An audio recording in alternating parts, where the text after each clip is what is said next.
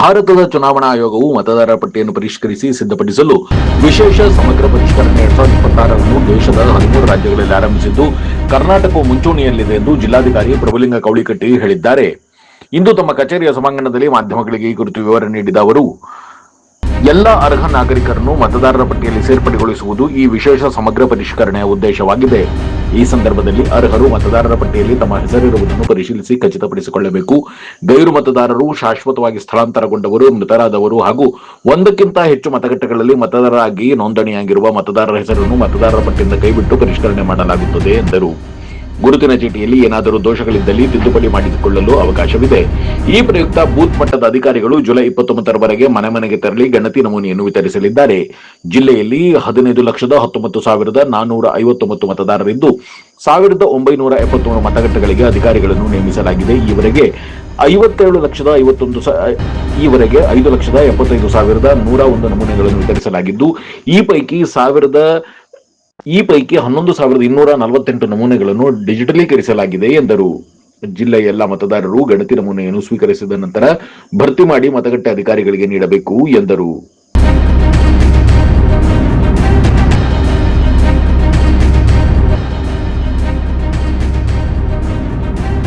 ಒಂದು ಸಣ್ಣ ಬ್ರೇಕ್ ನಂತರ ಜಿಲ್ಲಾಧಿಕಾರಿ ಪ್ರಭುಲಿಂಗ ಕವಳಿಕಟ್ಟಿ ಏನ್ ಹೇಳಿದ್ರು ಕೇಳೋಣ ಬನ್ನಿ.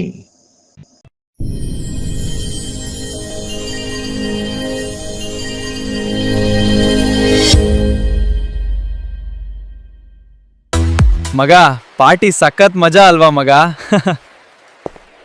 ಮಚ ತಗೋ, ಇದು ಒಳ್ಳೆ ಕಿಕ್ ಕೊಡುತ್ತೆ ನಿಮಗ್ ಮಗ. ಬೇಡ ಬ್ರೋ ಮಗ, ತೋಟದ ಮನೆ ಪಾರ್ಟಿ ಮಜಾನೇ ಬೇರೆ ಕಣೋ. ಪಾರ್ಟಿಯ ನಿಜವಾದ ಮಜಾ ಇರೋದು ಇದ್ರಲ್ಲಿ, ತಗೊಳ್ಳಿ. ಬೇಡ ಬ್ರೋ. ನಿಜವಾದ ಸ್ನೇಹಿತನು ಎಂದಿಗೂ ಕೂಡ ನಿಮ್ಮನ್ನು ಯಾವುದೇ ರೀತಿಯ ಮಾದಕ ದ್ರವ್ಯ ಸೇವಿಸಲು ಒತ್ತಾಯಿಸೋದಿಲ್ಲ. ತಿಳಿದಿರಿ. ಯಾರಾದ್ರೂ ನಿಮಗೆ ಗಾಂಜಾ ಸೇವಿಸಲು ಒತ್ತಾಯಿಸಿದ್ರೆ ನೇರವಾಗಿ ಬೇಡ ಬ್ರೋ ಎಂದು ಹೇಳಿ. ತಿಳಿದಿರಿ, ಗಾಂಜಾ ವ್ಯಸನಕ್ಕೆ ಬೀಳುವುದು ಸುಲಭ, ದುಷ್ಪರಿಣಾಮ ಶಾಶ್ವತವಾಗಿರುತ್ತದೆ. ಉತ್ತಮ ಗುಣ ಇರುವವರ ಸ್ನೇಹ ಮಾಡಿ. ಶಿವಮೊಗ್ಗ ನಗರದ ಸಾಗರ ರಸ್ತೆಯ ಗಾಡಿಕೊಪ್ಪದಲ್ಲಿರುವ ನಂಜಪ್ಪ ಲೈಫ್ ಕೇರ್ನಲ್ಲಿ ಜೂನ್ 15, 2026ರಿಂದ ಜುಲೈ 18, 2026ರವರೆಗೆ ಬಿನೈನ್ ಪ್ರಾಸ್ಟಾಟಿಕ್ ಹೈಪರ್ಪ್ಲಾಸಿಯಾ ಉಚಿತ ತಪಾಸಣಾ ಶಿಬಿರವನ್ನು ಆಯೋಜಿಸಲಾಗಿದೆ. ಸೋಮವಾರದಿಂದ ಶನಿವಾರದವರೆಗೆ ಪ್ರತಿದಿನ ಬೆಳಗ್ಗೆ 10:30ರಿಂದ ಸಂಜೆ 3:30ರವರೆಗೆ ಈ ಶಿಬಿರ ನಡೆಯಲಿದೆ. 60 ವರ್ಷ ಮೇಲ್ಪಟ್ಟ ಹಿರಿಯರಲ್ಲಿ ಹೆಚ್ಚಾಗಿ ಕಂಡುಬರುವ ಪ್ರಾಸ್ಟೇಟ್ ಗ್ರಂಥಿ ಹಿಗ್ಗುವಿಕೆ ಸಮಸ್ಯೆಗೆ ಪ್ರಖ್ಯಾತ interventional radiologist doctor Nishita SH ಅವರು ಈ ಶಿಬಿರದಲ್ಲಿ ಉಚಿತ ಸಮಾಲೋಚನೆಯನ್ನು ನಡೆಸಲಿದ್ದಾರೆ. ಪದೇ ಪದೇ ಮೂತ್ರ ವಿಸರ್ಜನೆ, ಮೂತ್ರದ ವೇಳೆ ಉರಿ, ಮೂತ್ರದಲ್ಲಿ ರಕ್ತ ಹಾಗೂ ಕೆಳ ಹೊಟ್ಟೆ ನೋವಿನಂತಹ ಲಕ್ಷಣಗಳಿರುವವರು ಈ ಶಿಬಿರದ ಸದುಪಯೋಗವನ್ನು ಪಡೆದುಕೊಳ್ಳಬಹುದು. ಹೆಚ್ಚಿನ ಮಾಹಿತಿ ಹಾಗೂ ಅಪಾಯಿಂಟ್ಮೆಂಟ್ಗಾಗಿ ಸಂಪರ್ಕಿಸಿ Nanjappa life care, Gadikoppa, Shivamogga. Mobile ಸಂಖ್ಯೆ 8050616525.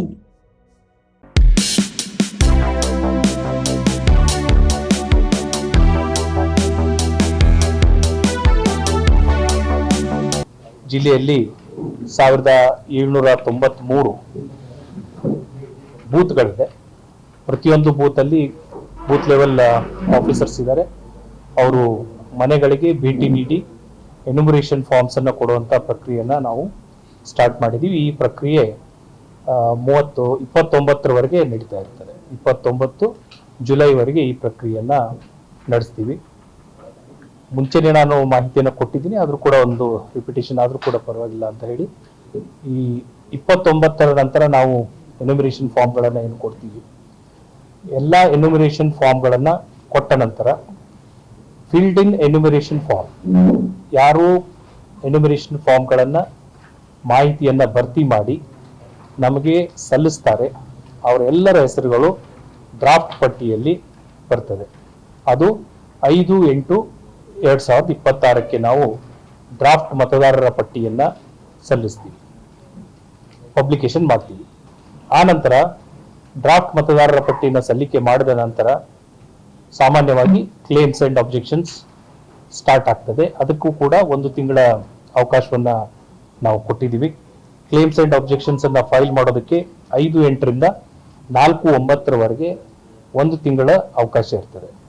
ಆ ನಂತರ ಆ ರೀತಿ ಸಲ್ಲಿಕೆ ಆದಂತಹ ಕ್ಲೇಮ್ಸ್ ಅಂಡ್ ಅಬ್ಜೆಕ್ಷನ್ಗಳ ಮೇಲೆ ಹಿಯರಿಂಗ್ ಮಾಡಿ ತೀರ್ಮಾನವನ್ನು ತೆಗೆದುಕೊಳ್ಳುವಂತ ಸಮಯ ಏನಿದೆ ಅದು 5/8/26ರಿಂದ 26ರವರೆಗೆ ಇರ್ತದೆ. ಏನು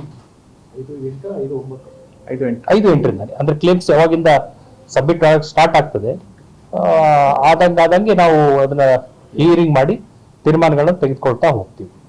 ಅದಾದ ಮೇಲೆ ಫೈನಲ್ ಎಲೆಕ್ಟ್ರಲ್ ರೋಲ್ ಅನ್ನು ನಾವು ಈ ಎಲ್ಲ ಪ್ರಕ್ರಿಯೆಯನ್ನ ಪೂರ್ಣಗೊಳಿಸಿ 7/10 ಅಕ್ಟೋಬರ್ 7ಕ್ಕೆ ನಾವು ಪಬ್ಲಿಷ್ ಅನ್ನ ಮಾಡುವಂತ ಕೆಲಸವನ್ನ ಮಾಡ್ತೀವಿ.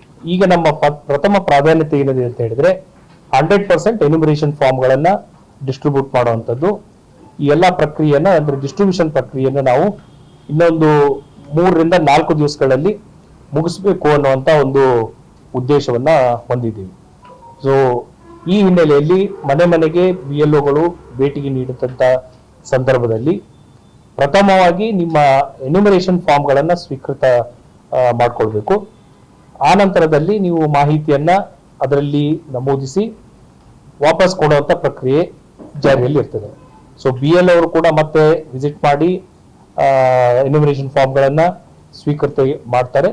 ಅದರೊಟ್ಟಿಗೆ BLA ಬೂತ್ ಲೆವೆಲ್ ಏಜೆಂಟರ್ಗೂ ಕೂಡ ಈ ಫಿಲ್ಡ್ ಇನ್ ಫಾರ್ಮ್ಸ್ ಗಳನ್ನ ಕಲೆಕ್ಟ್ ಮಾಡಿ BLOಗೆ ತಲುಪಿಸಬಹುದಾದಂತ ಒಂದು ಅವಕಾಶವನ್ನು ಕೂಡ ಭಾರತದ ಚುನಾವಣಾ ಆಯೋಗ ಅವಕಾಶವನ್ನ ಕಲ್ಪಿಸಿದೆ. ಸೊ ಆ ವಿಷಯವನ್ನು ಕೂಡ ನಾನು ತಮ್ಮ ಗಮನಕ್ಕೆ ತರೋಕೆ ಇಚ್ಛೆ ಪಡ್ತಾ ಇದ್ದೀನಿ.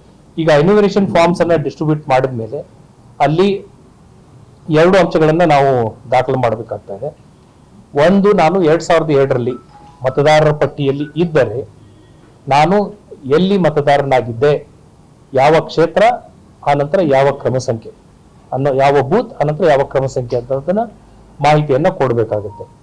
ಸೊ ಇದು ಒಂದು ಕ್ರಮ. ಆದ್ರೆ ನಾನು 2007ರಲ್ಲಿ ಮತದಾರನಾಗಿದ್ರೆ, ನಾನು 2007ರಲ್ಲಿ ನನಗೆ 18 ವರ್ಷ ಆಗದೇ ಇದ್ದಂತ ಸಂದರ್ಭದಲ್ಲಿ ನಾನು ಮತದಾರ ಆಗಿಲ್ಲ ಅಂತ ಹೇಳಿದ್ರೆ ನಮ್ಮ ತಂದೆ ತಾಯಿಯ ಮಾಹಿತಿಯನ್ನ ಕೊಟ್ಟರು ಕೂಡ ಅದನ್ನು ನಾವು ಮ್ಯಾಪಿಂಗ್ ಅಲ್ಲಿ ಪ್ರೊಜಿನಿ ಮ್ಯಾಪಿಂಗ್ ಅಂತ ಹೇಳ್ಕೊಂಡು ತಮ್ಮ ಮಾಹಿತಿಯನ್ನ ಕ್ರೋಢೀಕರಿಸಿ ಡ್ರಾಫ್ಟ್ ಎಲೆಕ್ಟ್ರಲ್ ರೋಲ್ಗೆ ತಮ್ಮ ಹೆಸರನ್ನ ಸೇರಿಸೋದಕ್ಕೆ ಕ್ರಮವನ್ನ ವಹಿಸ್ತೀವಿ. ಡ್ರಾಫ್ಟ್ ಎಲೆಕ್ಟ್ರಲ್ ರೋಲ್ ಅಲ್ಲಿ ಯಾರ ಹೆಸರು ಬರೋದಿಲ್ಲ, ಯಾರು ಎನ್ಯುಮರೇಷನ್ ಫಾರ್ಮ್ಸ್ ಅನ್ನ ಫಿಲ್ ಮಾಡಿ ಕೊಡಲ್ವೋ ಅವರ ಹೆಸರುಗಳು ಡ್ರಾಫ್ಟ್ ಎಲೆಕ್ಟ್ರಲ್ ರೋಲ್ ನಾವು 5/8/26ಕ್ಕೆ ಏನು ಪಬ್ಲಿಷ್ ಮಾಡ್ತೀವಿ ಅದರಲ್ಲಿ ನೀವು ಎನ್ಯುಮರೇಷನ್ ಫಾರ್ಮ್ಸ್ ಅನ್ನ ಕೊಡ್ಲಿಲ್ಲ ಅಂತ ಹೇಳಿದ್ರೆ ಅವರ ಹೆಸರುಗಳು ಡ್ರಾಫ್ಟ್ ಎಲೆಕ್ಟ್ರಲ್ ರೋಲ್ ಅಲ್ಲಿ ಬರಲ್ಲ. ಈ ಒಂದು ವಿಷಯವನ್ನು ನಾನು ಏನು ಸಾರ್ವಜನಿಕರಿಗೆ ಇನ್ನೂ ಮನವರಿಕೆ ಆಗಲಿ ಅಂತ ರಿಪಿಟೇಷನ್ ಅನ್ನ ಮಾಡ್ತಾ ಇದ್ದೀನಿ.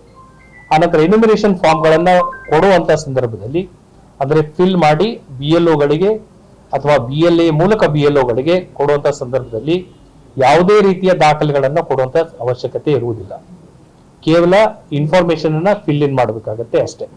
ಸೊ ಈಗ ಮುಖ್ಯವಾಗಿ ಸಾರ್ವಜನಿಕರಲ್ಲಿ ಮಾಹಿತಿ ಇರಬಹುದು ಅಥವಾ ಸಂಶಯ ಏನಿರಬಹುದು ಅಂತ ಹೇಳಿದ್ರೆ 2007ರಲ್ಲಿ ನಾನು ಎಲ್ಲಿದ್ದೆ ಅನ್ನುವಂತ ಮಾಹಿತಿ ಅವ್ರ ಹತ್ರ ಇರಬಹುದು. ಆದ್ರೆ ಪಾರ್ಟ್ ನಂಬರು, ಸೀರಿಯಲ್ ನಂಬರ್ ಕೇಳಿದ್ರೆ ನನಗೆ ಹೆಂಗ್ ಗೊತ್ತಾಗುತ್ತೆ ಅನ್ನುವಂತ ಮೇಜರ್ ಏನು ಮಾಹಿತಿ ಕೊರತೆ ಸಾಮಾನ್ಯವಾಗಿ ಇರ್ಬೋದು ಅಂತ ಅನ್ಕೊಂಡಿದ್ದೀನಿ. ಸೊ ಈ ದೃಷ್ಟಿಯಿಂದ ನಾವು ತಮ್ಮೆಲ್ಲರಿಗೂ ತಿಳಿದ ಹಾಗೆ ಪ್ರೀ SIR ಆಕ್ಟಿವಿಟಿಗಳನ್ನ ಮಾಡಿದ್ವಿ. ಕಳೆದ 4-5 ತಿಂಗಳಿಂದ ಈ ಚಟುವಟಿಕೆಗಳನ್ನ ನಾವು ಮಾಡ್ತಾ ಇದೀವಿ. ಈ ಮನೆಗೆ ಭೇಟಿ ನೀಡಿ ಮ್ಯಾಪಿಂಗ್ ಮಾಡುವಂತ ಪ್ರಕ್ರಿಯೆಯನ್ನ ಮಾಡಿದ್ವಿ. ಸೊ ಆ ಮ್ಯಾಪಿಂಗ್ ಯಾಕಂತ ಹೇಳಿದ್ರೆ ಈಗ ನಮ್ಗದು ಅನುಕೂಲ ಆಗ್ತದೆ. ಸೊ ಅವಾಗ ನಮ್ಮ 2002 ಇನ್ಫಾರ್ಮೇಶನ್ ಏನಾದ್ರು ನಮ್ಮ BLO ಗ್ಯಾದರ್ ಮಾಡಿದ್ರು ಅಂತ ಹೇಳಿದ್ರೆ ಅವರು ತಮಗೆ ಮಾಹಿತಿಯನ್ನ ಕೂಡ ಕೊಡ್ತಾರೆ. 2002 ಅಲ್ಲಿ ನೀವೇ ಕೊಟ್ಟ ಮಾಹಿತಿ ಪ್ರಕಾರ ನೀವು ಈ ಪರ್ಟಿಕ್ಯುಲರ್ ಕ್ಷೇತ್ರದಲ್ಲಿ ಈ ಪರ್ಟಿಕ್ಯುಲರ್ ಬೂತ್ ನಲ್ಲಿ ಈ ಒಂದು ಸೀರಿಯಲ್ ನಂಬರ್ ಅಲ್ಲಿ ಇದ್ರಿ ಅನ್ನುವಂತ ಮಾಹಿತಿಯನ್ನು ಕೊಡ್ತಾರೆ. ಬಟ್ ಅವ್ರು ಕೊಟ್ಟದ್ದನ್ನ ತಾವು ರಿಪೀಟ್ ಮಾಡ್ಬೇಕಂತ ಇಲ್ಲ. ನೀವು ವೈಯಕ್ತಿಕವಾಗಿ 2007ರಲ್ಲಿ ಎಲ್ಲಿ ಇದ್ರಿ ಅನ್ನುವಂಥದ್ದನ್ನ ವೆರಿಫೈ ಮಾಡ್ಕೊಳ್ಳೋದಕ್ಕೆ ಟೂಲ್ ಆಗಿ ನಮ್ಮ CO ವೆಬ್ಸೈಟ್ ಅಲ್ಲಿ ಈಸಿಯಾಗಿ ನಾವು ಫೈಂಡ್ ಔಟ್ ಮಾಡೋದಕ್ಕೆ ಒಂದು ಕ್ರಮ ಇದೆ. ಅದನ್ನ ನಾನು ತಮ್ಮೆಲ್ಲರಿಗೂ ಕೂಡ ತೋರಿಸ್ಬೇಕು ಅನ್ನೋಂಥ ದೃಷ್ಟಿಯಿಂದ ಕೂಡ ಇದನ್ನ ಸಂವಾದನ ಮಾಡಿದ್ದೀನಿ. ನಾನು ಸ್ಕ್ರೀನ್ ಅಲ್ಲಿ ಕೂಡ ಅದನ್ನ ಪ್ರೊಜೆಕ್ಟ್ ಮಾಡ್ತಾ ಇದ್ದೀನಿ. ತುಂಬಾ ಈಸಿಯಾಗಿ ನಾವು 2002 ಅಲ್ಲಿ ಎಲ್ಲಿ ಇದ್ವಿ ಅನ್ನುವಂಥದ್ದನ್ನ ಮಾಹಿತಿನ ವಿದಿನ್ 10 ಸೆಕೆಂಡ್ಸ್ ನಾವು ತೆಗೆದುಕೊಳ್ಳೋದಕ್ಕೆ ಅವಕಾಶ ಇದೆ. ಸೊ ಇದರಲ್ಲಿ ತಾವು ನೋಡಿದ್ರೆ co.karnataka.gov.in ಈ ಒಂದು ವೆಬ್ಸೈಟ್ ಅಲ್ಲಿ ಕ್ಲಿಕ್ ಮಾಡಿದ್ಮೇಲೆ 3 ಬಾರಿ ಲಾಗ್ ಇನ್ನು ವಿಸಿಟ್ ಮಾಡಿದ ನಂತರ ಬ್ಲಾಕ್ ಆಗಿದ್ರು ಅಂತ ಹೇಳಿದ್ರೆ ಅವ್ರಿಗೆ ನಾವು ಸ್ಟಿಕ್ಕರ್ಸ್ ಅನ್ನ ಮಾಡಿದೀವಿ. Purple colour purple colour stickers ಇದೆ. ಆ ಪರ್ಪಲ್ ಕಲರ್ ಸ್ಟಿಕ್ಕರ್ ನ ಅವ್ರ ಮನೆಗೆ ಅಂಟಿಸ್ತೀವಿ. ಲೈಕ್ ಈ ದಿವಸ 3 ಬಾರಿ ನಾನು BLO ಆದವಂತವ್ರು, ನನ್ನ ಹೆಸರು BLO ಹೆಸರು, ಅವರ ದೂರವಾಣಿ ಸಂಖ್ಯೆ ಅದನ್ನ ಮೆನ್ಷನ್ ಮಾಡಿಬಿಟ್ಟು ಅವ್ರ ಮನೆಗೆ ಸ್ಟಿಕ್ಕರ್ಸ್ ಅನ್ನ ಅಂಟಿಸ್ತೀವಿ. ಆ ನಂತರ ಇದೇನಿರ್ತದೆ, ಈ ಎನ್ಯುಮರೇಷನ್ ಫಾರ್ಮ್ಸ್ ಅನ್ನ ವಿ ಡ್ರಾಪ್ ಮನೆ ಒಳಗಡೆ ಹಾಕ್ಬಿಡ್ತೀವಿ. ಸೊ ನಮ್ಮ ಕೆಲಸ ಏನು, ಅವ್ರಿಗೆ 3 ಬಾರಿ ಪ್ರಯತ್ನ ಪಟ್ಟಿದ್ದೀವಿ. ಆ ನಂತರ ಇನ್ ಕೇಸ್ ಅದು ಆದ್ಮೇಲೆ ನೆರೆಹೊರೆ ಇರ್ಬೋದು, ಯಾರೇ ಆಗಿರ್ಬೋದು, ಆ ಸ್ಟಿಕ್ಕರ್ ನೋಡಿ ಕೂಡ ಅವ್ರಿಗೆ ಇನ್ ಕೇಸ್ ಅವ್ರದ್ದು ಕಾಂಟ್ಯಾಕ್ಟ್ ಇತ್ತಂತ ಹೇಳಿದ್ರೆ ಅವ್ರಿಗೆ ಮಾಹಿತಿಯನ್ನ ಕೊಟ್ರೆ ಅವ್ರಿಗೆ ಮತ್ತೆ ಫಾರ್ಮ್ಸ್ ತಲುಪಿಸುವಂತ ಕೆಲಸಗಳನ್ನು ಕೂಡ ಮಾಡ್ತೀವಿ. ಸೊ 3 ಬಾರಿ ಪ್ರಯತ್ನ ಮ್ಯಾಂಡೇಟರಿ ಆಗಿದೆ. 3 ಬಾರಿ ಮಾಡಿದ್ಮೇಲೂ ಕೂಡ ಫಾರ್ಮ್ಸ್ ಅನ್ನು ಡ್ರಾಪ್ ಮಾಡಬೇಕು ಅನ್ನೋ ಪ್ರೊಸೀಜರ್ ಇದೆ. ಫಾರ್ಮ್ಸ್ ಅನ್ನು ಡ್ರಾಪ್ ಮಾಡ್ತೀವಿ. ಅವಾಗ ಫಾರ್ಮ್ ಈಸ್ ಇಶ್ಯೂಡ್ ಅಂತ, ಫಾರ್ಮ್ ಇಶ್ಯೂಡ್ ಅಂತ. ಆ ನಂತರ ಫಿಲ್ ಮಾಡಿ ಅವ್ರು ವಾಪಸ್ ಕೊಟ್ರೆ ಮಾತ್ರ ಅವ್ರದ್ದು ಡ್ರಾಫ್ಟ್ ಕರಡು ಮತದಾರರ ಪಟ್ಟಿಯಲ್ಲಿ ಅವ್ರ ಹೆಸರು ಸೇರ್ಪಡೆ. ಹೌದು BLO ಆನ್ಲೈನ್ ಕೂಡ ಅವಕಾಶ ಆನ್ಲೈನ್ ಅವಕಾಶ ಇದೆ, ಆನ್ಲೈನ್ ಅವಕಾಶ ಇದೆ. ಬಟ್ BLO ಮೂಲಕ ಕೊಡುವಂಥದ್ದು ತುಂಬಾ ಈಸಿಯೆಸ್ಟ್ ವೇ. ಅಷ್ಟು ಆನ್ಲೈನ್ ಮೂಲಕ ಇದನ್ನ ಪ್ರೊಸೆಸ್ ಏನಿದೆ ಸ್ವಲ್ಪ ಕಂಬರ್ಸಮ್ ಆಗಿದೆ. ಸೊ ಹಾಗಾಗಿ ವಿ ಪ್ರಮೋಟ್ BLOs, ಯಾಕಂದ್ರೆ ಹೆಚ್ಚು ಟ್ರಾನ್ಸ್ಪರೆಂಟ್ ಆಗಿ ಇದೆ. ಹಾಗಾಗಿ